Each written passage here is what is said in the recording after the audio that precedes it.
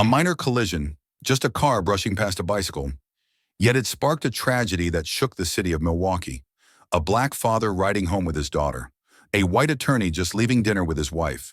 One look, one threat, one bullet, and a nation torn apart by one question. Was it self-defense or murder? In this video, you'll witness the full journey, from a tense moment on Brady Street to the explosive courtroom trial, where the line between victim and perpetrator is pushed to its very edge. If you're drawn to gripping true stories, hit that subscribe button now to stay updated with future videos and gain exclusive content rewards available only to subscribers. In the fall of 2020, Milwaukee was draped in a veil of cold mist. The streets stretched endlessly under the weight of unrest, and the air pulsed with quiet tension. Across America, protests, debates about justice, race, and police conduct filled every corner, and Milwaukee was no exception. Long-standing divisions festered just beneath the surface, waiting for the slightest spark to erupt. That night, Brady Street was still alive past 7 p.m. The neon lights blinked lazily, the scent of pizza and beer lingered in the breeze, and muffled music spilled out of bars and restaurants. Inside a Kia SUV, 54-year-old Jason Clearman sat beside his wife, Evangelina, who was behind the wheel. They were heading home after spending time with friends at a familiar downtown bar. Jason had been drinking, more than usual, and Evangelina offered to drive. The windows were halfway down, letting the cool autumn air ease into the vehicle as Jason leaned back, heavy with alcohol and a quiet sense of pride. Jason was no ordinary man. A war veteran turned immigration lawyer, he had built a name for himself in Milwaukee's historic Walker Square neighborhood. He was known for helping immigrants navigate the legal maze to become American citizens. To many, he was a symbol of hard work and civic duty, but beneath the polished surface was still a man, one who could react emotionally, act impulsively, and carry flaws like anyone else. Just a few blocks away, Theodore Edgecomb, 32, was finishing up preparations for a simple but meaningful evening with his eldest daughter. They had planned to enjoy sushi together, a shared favorite. A black father of 5 with a complicated past, Theodore had struggled with legal troubles, brushes with the system, and missed chances. But to his children, he was a tender and devoted dad. That evening, he was determined to make time for them count. He rode his trusted GMC Denali bicycle through the heart of the city, heading toward their favorite restaurant. When the food wasn't ready, he briefly stopped at a nearby frozen yogurt shop, then quickly returned. It was meant to be a quiet night. Nothing more. But fate had already begun tracing two paths, and in a matter of minutes, they would collide, violently. As Evangelina made a right turn onto Brady Street, Theodore entered the lane on his bicycle. It was sudden. She swerved sharply to avoid a collision. A curse flew from Jason's mouth. A flash of anger shot between the open window and the man on the bike. In that moment, two strangers, two entire worlds, crashed into each other, not just with steel and rubber, but with years of built-up fear, pride, and prejudice. Neither man knew this would be the last night one of them would ever see. No one expected a brief traffic encounter to ignite a tragedy that would shake an entire city. And no one could imagine that, just minutes later, a gunshot would tear through the peaceful autumn night, changing the lives of everyone there forever. That sudden swerve might have seemed like the end of it, but it wasn't. It was just the beginning. In that fleeting moment between the SUV and the bicycle, something deeper stirred in both men. Prejudice, anger, and a primal fear of being erased. Evangelina kept her hands on the wheel, eyes fixed forward, but she clearly heard her husband, Jason, burst into rage. He yelled a curse, voice slurred and sharp, his head craning out the half-open window toward the man on the bicycle. In the blur of streetlights and traffic noise, Evangelina noticed something shift in Jason's face. Something tight, something dangerous. To Evangelina, the whole thing was simple. Later in her police interview, she recalled that it was Theodore who had swerved into their lane, nearly causing a crash. Jason, tired and buzzed from drinks, had reacted instinctively. He just cursed, she said, nothing more. No threats, no physical moves, just a moment of heat, then done. But for Theodore, it wasn't so simple. He had stopped his bike, heart pounding, sweat cold on his temple despite the cool weather. Sure, it had almost been an accident, but what truly froze him wasn't the near miss. It was the look on the white man's face and the words that came out of his mouth. "I'll kill you." Those words landed like a hammer to the chest, like a sentence. In a country where black men like him had seen too many others harassed, attacked, even killed without consequence, those words weren't just angry. They were a signal, a threat, a warning that maybe he wouldn't make it home tonight. Theodore didn't respond. He just turned, veered his bike away, and pedaled on. But inside, the churn wouldn't stop. It wasn't just anger. It was the sickening certainty of being hunted, of knowing that in the eyes of someone like Jason, he was just a shadow passing through their world. Someone whose life didn't matter. Two men, two worlds. To Jason and Evangelina, this was a traffic dispute, an unfortunate near crash, met with a burst of frustration. But to Theodore, it was a declaration of war. No one could verify what was said. Only 3 people heard it: Jason, Evangelina, and Theodore. And all 3 told a different story. Jason believed he was just defending his wife, that his reaction was natural, perhaps a bit sharp, but nothing more. He didn't believe his words or his glare could ignite anything serious. Evangelina believed Jason had been misunderstood, that the man on the bike, with his rigid posture and cold stare, was the one overreacting, maybe even provoking. But Theodore, a man who had been stopped for minor offenses, who had been insulted for the color of his skin, had no reason to think this was just a misunderstanding. In his mind, the world had already picked its side, and this time, he refused to be the victim. The exchange lasted mere seconds, but its impact lingered. Each person went their way, carrying a different storm. Jason fuming, Evangelina silent, and Theodore burning with fury and dread. The tension didn't fade. It swelled in each of them, and like a wound barely scabbed over, it was about to be ripped wide open, just minutes later, in a way no one could have imagined. Because when 2 versions of truth exist side by side with no one to judge between them, tragedy is always the one that wins. The evening air on Brady Street grew heavier with each passing second. Traffic continued to flow, unaware of the quiet explosion building inside the parked Kia SUV. Between Evangelina and Jason, a silence formed. Dense, electric. Jason was not the kind of man to let things go, especially not when he believed he had just been disrespected. Without warning, and before Evangelina could speak, Jason rolled down the window, leaning out. His face was flushed, his eyes burning, not just with anger, but with pride wounded, ego bruised, and the urge to reclaim control. Theodore, who had turned his bike back toward the car, approached steadily. He didn't yell, didn't curse, but there was something in his posture, a tightness, a pressure rising just beneath the surface. And then, suddenly, without a single word, he balled his right hand into a fist and punched Jason square in the face through the open window. It wasn't just a strike. It was a declaration. "I'm not afraid of you." Jason's head snapped back. He groaned through clenched teeth. Evangelina gasped, reaching for her husband. But he was already opening the door, already stepping out into the night, into the street, into the fire. Jason was unarmed, no weapon in hand, no blade, no gun. Just a tall, aging man, heavy from drink, but still moving with the sheer momentum of fury. He didn't speak as he advanced toward Theodore, who now stood just a few feet away. Jason didn't need words. His face said it all. He wanted to confront, to reclaim dignity, maybe to intimidate, or maybe it was just instinct, the instinct of a man used to facing enemies head-on. Theodore didn't flinch. He stepped back slowly, hand moving toward his waistband. Evangelina, still in the car with the door wide open, watched in frozen horror. She called Jason's name. He didn't answer. He didn't stop. The streetlight caught Theodore's face. No longer angry, it had hardened into something unreadable. He wasn't yelling. He wasn't panicked. His eyes were fixed on Jason, and then on Evangelina. And then, with chilling calm, he drew the gun. It wasn't rushed. It wasn't wild. Evangelina remembered the moment with haunting clarity, his eyes locking with hers, not in rage, but in something much worse, detachment, like she wasn't a person anymore, just part of the background. 1 second, 2, no one screamed, no one ran. There was only silence.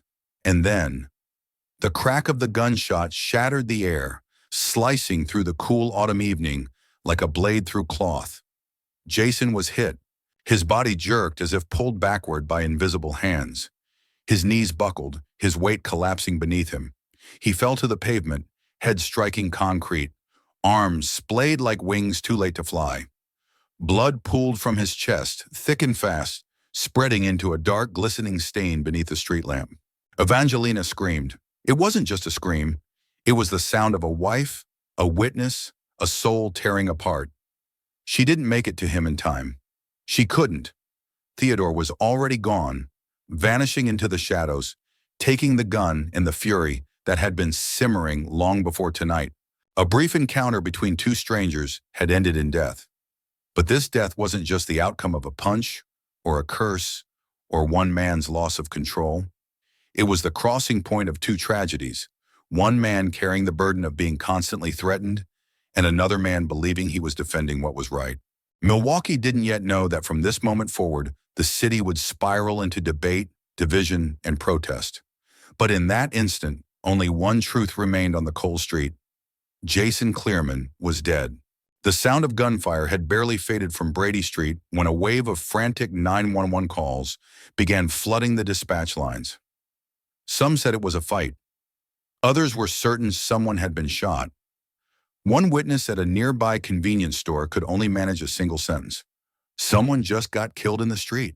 By the time police arrived, Jason Clearman's body had already been cordoned off with yellow tape. Evangelina was slumped over the car door, face pale, hair disheveled, and her hands soaked in blood that wasn't hers. The scene was chaos layered over silence. Red and blue lights flickered over storefronts, and within that strobe-lit corridor, the evidence, small, subtle, crucial, lay waiting to be found. Forensics arrived within minutes. They marked off blood spatter, bits of shattered plastic under the wheels, and footprints pressed into the dew-damp sidewalk. But what caught everyone's attention was a single 9mm brass shell casing, lying nearly 6 feet from Jason's body. Untouched, untrampled, still gleaming under a flashlight beam. On the doorframe, where Jason had been seated, a thick streak of blood had soaked the outer panel. It ran from the top edge of the window downward, indicating blood had sprayed from outside in, a sign that the fatal shot was fired from above, in close range. The rest of the blood, dark and pooling, formed a crimson mirror across the pavement. As first responders prepared to lift Jason onto a stretcher, one officer noticed a bulky shape in his pants pocket. They pulled out a folding knife, nearly 8 inches long. It was closed, clean, unused. The report described it as a legal but notable self-defense item. Investigators wasted no time. They began combing through surveillance footage from nearby businesses, bakeries, gas stations, liquor stores. A coffee shop had a camera pointed directly toward the intersection where the shooting had taken place. Soon enough, they found their first image. A man wearing a dark jacket sped by on a bicycle, fitting Evangelina's description. Smaller build, wearing a sports-style helmet and a mask that covered most of his face. The bike was a black and silver GMC Denali, with a distinctive drop handlebar and a noticeable scrape along the rear frame. Another camera, 3 blocks away, captured the same man pausing beside a graffiti-covered wall before disappearing into a dark alley. After that, no more footage. But the escape path was starting to take shape, and a name began circulating among detectives. Theodore Edgecomb. A patrol officer remembered him from a stop weeks earlier, for riding his bicycle at night without a light. He'd been hostile, defensive. The bike? A GMC Denali. His name? Already in the system, under probation for a previous assault charge, under active supervision. The next morning, police returned to the area. They sifted through trash bins, searched drains, looked for anything. Rags, bullet casings, scraps of clothing. But the most valuable clue remained the bicycle. The GMC Denali wasn't a common bike in the city. Records showed only one was recently purchased under the name Theodore Edgecomb from a sports store 7 miles away. The purchase receipt, the warranty registration, even the shipping address all pointed directly to him. That single bicycle, black and silver, became the red thread weaving its way through the darkness. A witness might lie, a memory might fade, but the receipt didn't. From anonymous figure to top priority, the name Theodore Edgecomb was now etched across whiteboards in the precinct, printed on internal alerts, and broadcast in squad car radios. He had left the scene quickly, almost coldly, leaving behind a body, an empty shell casing, and a city bracing itself for the truth. The investigation had officially entered its most critical stage, and Milwaukee, still trying to convince itself that this was just another street shooting, was about to uncover the deeper storm underneath, a tale of pain, confrontation, and long-buried divides finally breaking the surface. The surveillance images didn't stay locked away in evidence files for long. They appeared across local news broadcasts, flashing repeatedly on TV screens under bold red banners. Person of interest in fatal Brady Street shooting. A black man, half his face obscured by a mask, riding away from the scene on a bicycle. His image flooded Milwaukee within 24 hours. And as in many cases, the key didn't come from detectives, but from people who had once known the suspect. One call came in from a woman in the city's north side. Her voice trembled. "I think the man on the news is Theodore. He used to live with my daughter." More calls followed, a former co-worker, a cycling buddy, all pointing in the same direction. Theodore Edgecomb. Police quickly secured a warrant to search the home where Theodore had once lived with his family, a modest house in the Harambee neighborhood. It had an unused basement tucked behind a faded wooden fence. Down in that basement, they found it, the black and silver GMC Denali bicycle, the same one seen in the footage, still bearing dust from the night of the shooting. But what struck the investigators most was the firearm, a 9mm pistol wrapped loosely in a cloth bag, buried behind old cardboard boxes. The serial number had been partially scratched off, but was still recoverable under UV light. It matched a weapon Theodore had legally registered in the past. But Theodore himself was gone. Police canvassed nearby blocks, reviewed neighborhood footage, spoke with neighbors, but no one knew when he had left.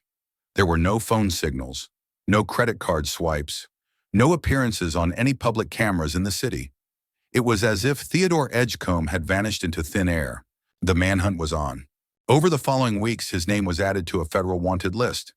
His photo, physical description, and identifying marks were circulated across law enforcement agencies in neighboring states. But each tip ended the same way. Silence. Theodore had disappeared completely. Months passed. Milwaukee police began considering two options. Either he had crossed the border, or someone was actively helping him hide. Then one afternoon in mid-March, a state trooper in Kentucky pulled over a worn-out vehicle speeding along a highway outside Lexington. The driver presented what seemed like valid paperwork, but the name didn't match any state or federal records. Suspicious, the officer brought the man in for further questioning. Hours later, a biometric scan confirmed the truth. The man in custody was none other than Theodore Edgecomb, who had evaded a national manhunt for nearly 6 months using forged documents bought on the black market. When arrested, he was unarmed. His face was calm, eyes dark and tired. He didn't resist.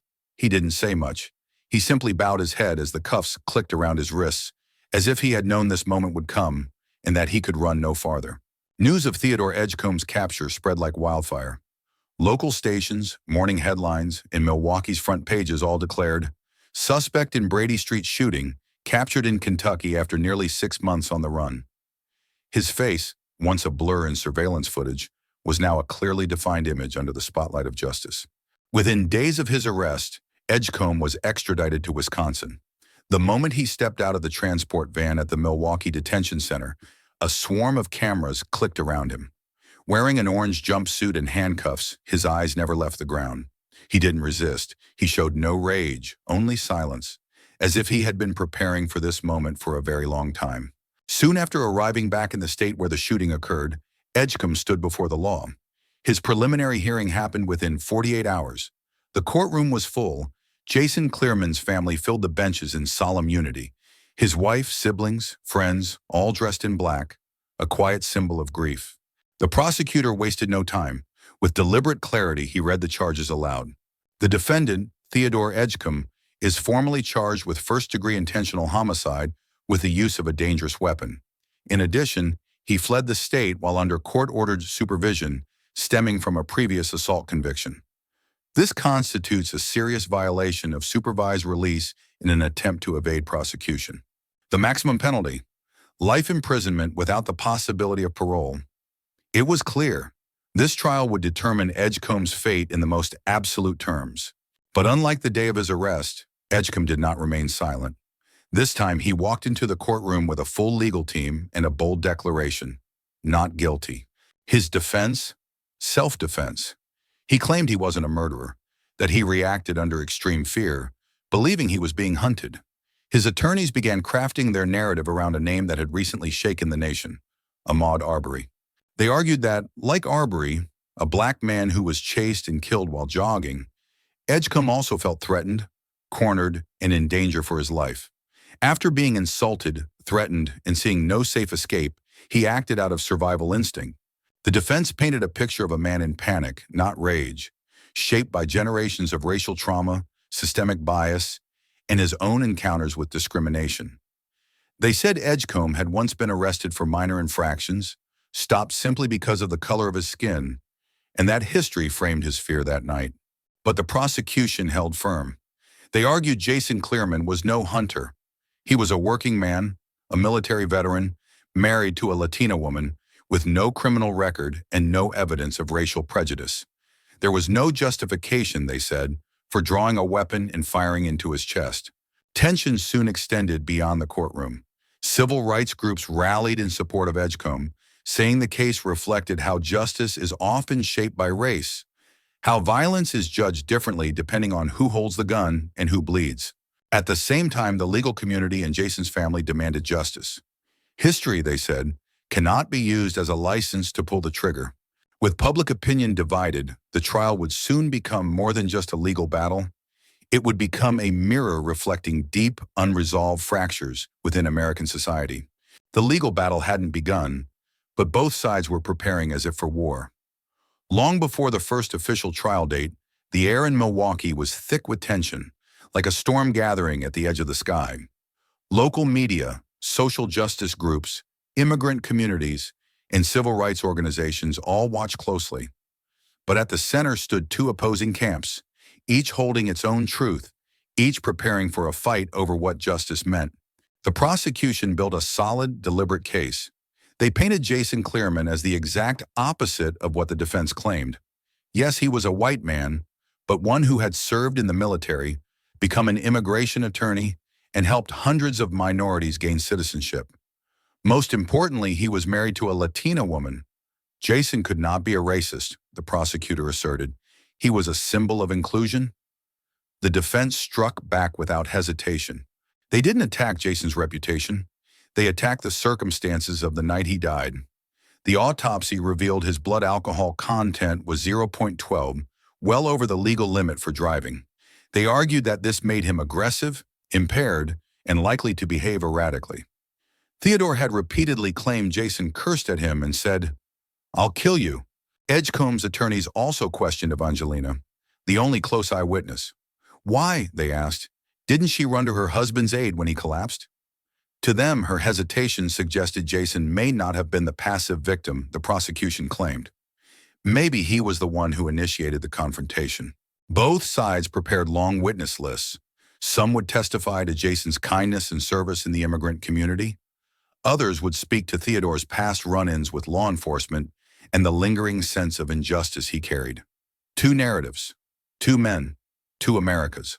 And just as jury selection was set to begin, a sudden disruption threw everything off course. The identities of the first jury, 12 citizens carefully chosen, were leaked online. A relative of one juror had posted information on social media, revealing enough to potentially compromise the panel's impartiality. Attorneys on both sides requested the judge dismiss the entire jury. The court agreed. The trial was officially postponed. The new date was set for April 2022. The delay brought more than just time. It brought pressure. Outside the courthouse, crowds on both sides grew louder. One group held up pictures of Jason, demanding justice for his senseless killing.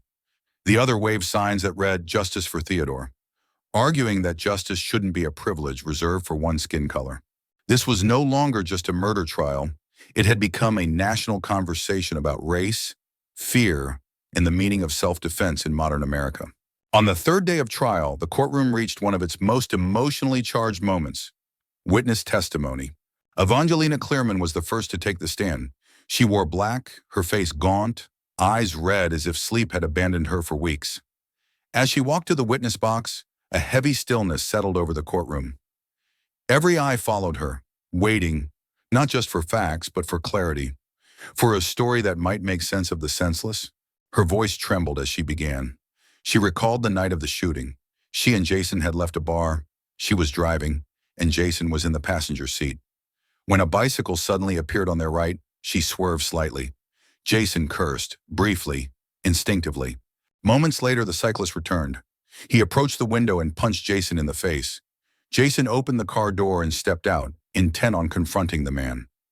Evangelina shouted his name, tried to stop him, but it was too late. And then, she said, she saw the eyes. Theodore looked at me, her voice broke, with empty eyes, not angry, not afraid, just blank. She said he pulled out a gun, stared at her for one breathless second, and pulled the trigger. No warning, no hesitation. Jason fell like the wind had knocked him down, she whispered. I called his name, but the blood was already pouring. The courtroom was silent, utterly, oppressively silent, a silence so thick it seemed to press against the walls. Then came Theodore Edgecomb's turn. He wore a gray suit, white shirt, no tie. His expression was calm, not emotionless. He faced the jury directly, no lowered head, no trembling hands. I didn't leave the house that day to hurt anyone, he said. I was just trying to pick up my daughter. Edgecomb shared his version of that night. A brief collision, followed by a shout from inside the car. A direct threat. I'll kill you. I've been shoved to the sidewalk by cops for riding without a bike light, he said. I know what it feels like to be watched, to be followed, to be threatened. He told the jury that when Jason stepped out of the car, it felt like a hunt. Not because Jason had a weapon, but because of the look in his eyes, the weight of his steps, the blend of alcohol and aggression that radiated off him. I didn't think, I just reacted, Theodore said. I didn't have a plan. I just didn't want to die. 2 testimonies, each vivid, each heartbreaking, yet completely at odds with one another.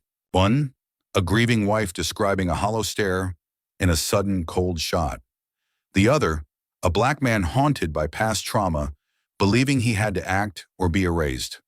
The courtroom held its breath around one question heavier than any verdict. Who made the first move? Who crossed the line? Who was the aggressor and who was merely trying to survive? Both believed they had no choice, and that very belief is what made the truth more dangerous than ever. As emotions still lingered from earlier testimony, the prosecution shifted the courtroom's focus to physical evidence, the cold, emotionless pieces of the puzzle that now held the weight of truth. First came the knife found in Jason's pocket. It was a folding blade nearly 8 inches long, discovered during the examination of Jason's body. The knife was never open. The blade was clean, no blood, no damage, no trace of use. The prosecution emphasized this fact. Jason never pulled the knife. He carried it, but never reached for it. The defense, however, seized on the very presence of the knife. They argued that the threat it posed didn't need to be visible, only perceived. Theodore didn't know if it was out or not, his lawyer said. In the dark, under stress, he felt the danger, and for someone with his history, that fear was very real. But the most powerful rebuttal came from the forensic report. The medical examiner explained that Jason's gunshot wound, a bullet entering the upper right shoulder and traveling downward, was consistent with someone falling backward. This aligned with Evangelina's account. Jason had just stepped out of the car and was not advancing aggressively when he was shot. Additionally, abrasions on Jason's face and arms suggested he had fallen hard onto the pavement, likely caught off guard by the punch, then the gunshot. There were no signs of a struggle, no defensive wounds, no indication he had attacked physically, and certainly no evidence he had reached for the knife. The next issue, the one that inflamed both sides, was something you couldn't photograph or fingerprint: words. The central question, did Jason use a racial slur? Evangelina was adamant. My husband would never say something like that. But Theodore testified that Jason's tone, body language, and the phrase, I'll kill you, carried more than just anger. They carried history. For Theodore, a black man with a past of being stopped, searched, and scrutinized, those words weren't just words. They were a warning, a trigger. The prosecution pushed back. There was no recording, no third-party witness, no surveillance audio. You can't convict someone or justify shooting them based on a feeling, they argued. We need facts. And that's where the courtroom became stuck, in a strange stalemate where evidence couldn't fully convict, nor could it fully exonerate. The knife wasn't used. The gun unquestionably was. The blood was real. But motive? That remained an echo in the shadows.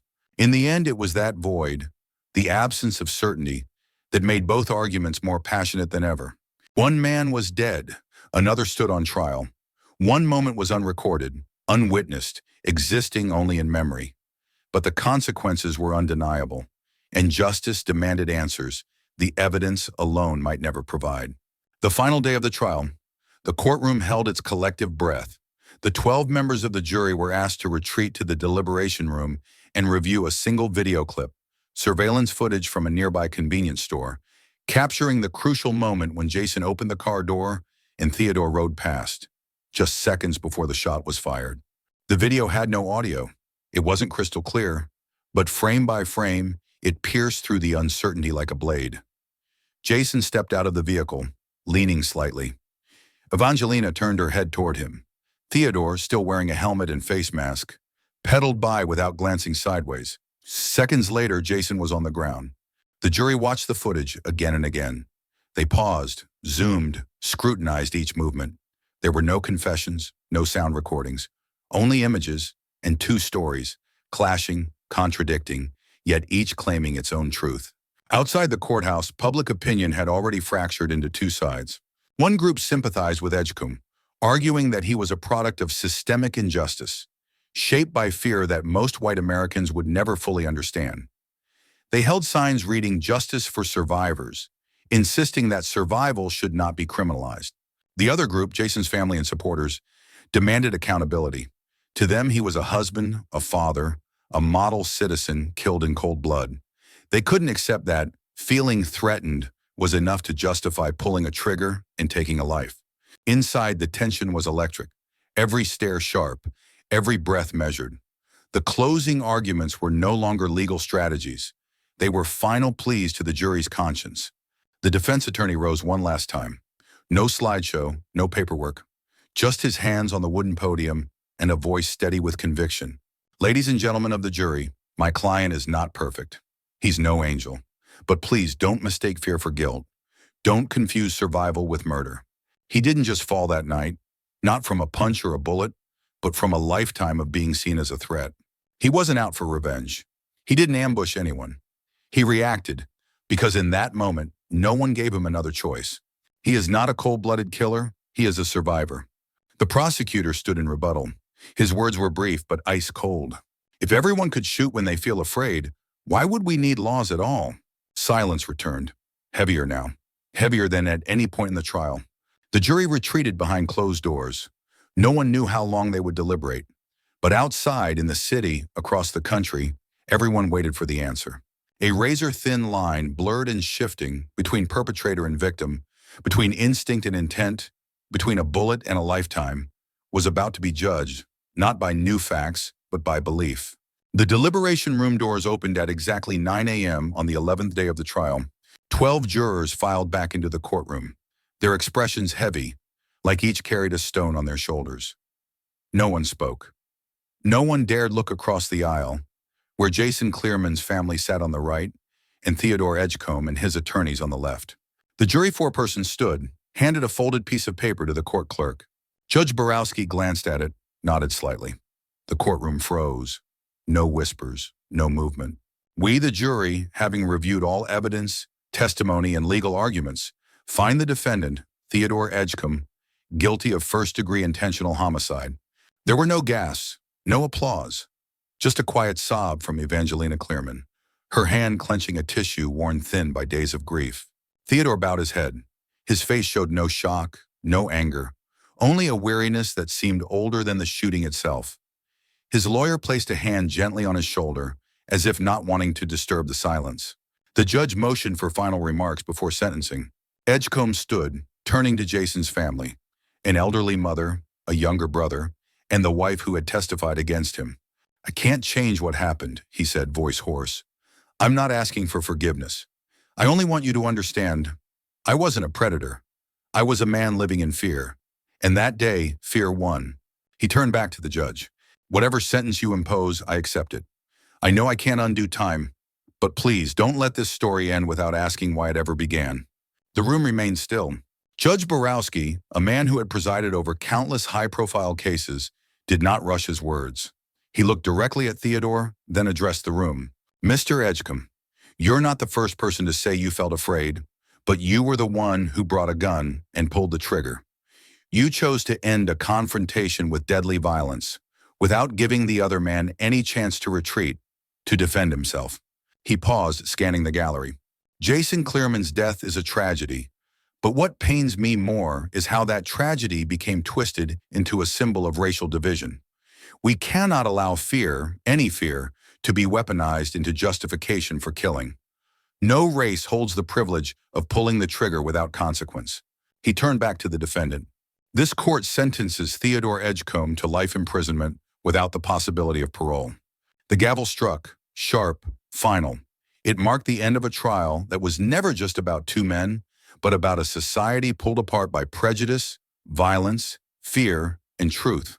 Outside the courthouse, the wind had stilled.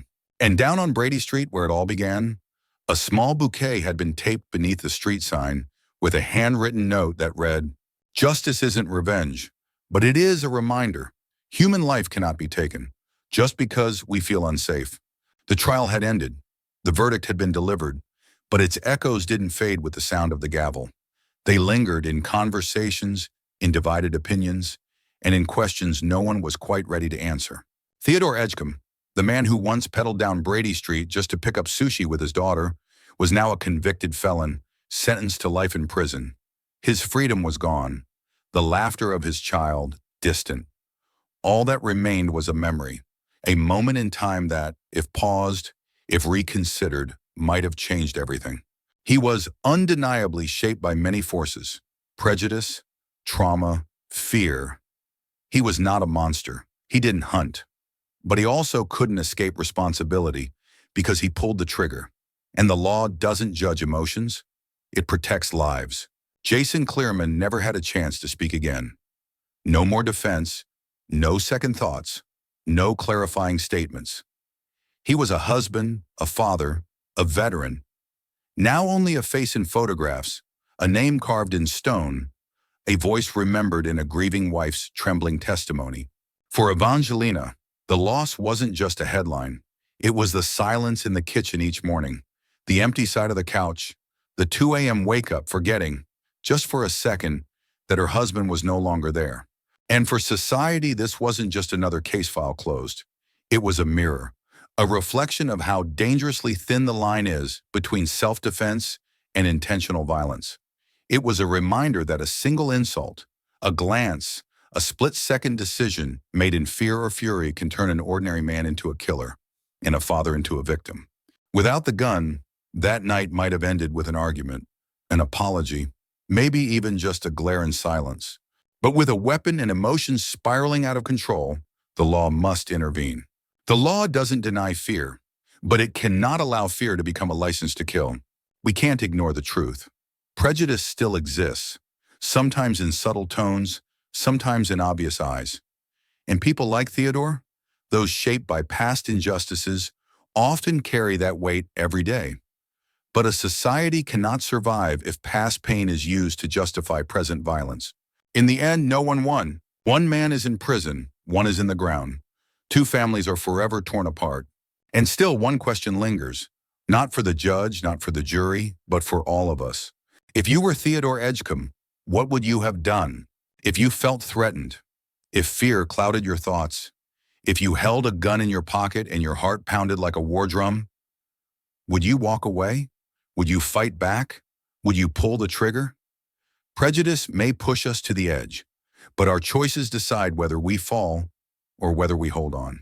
And sometimes the space between right and wrong, life and death, is just a handshake or a gunshot.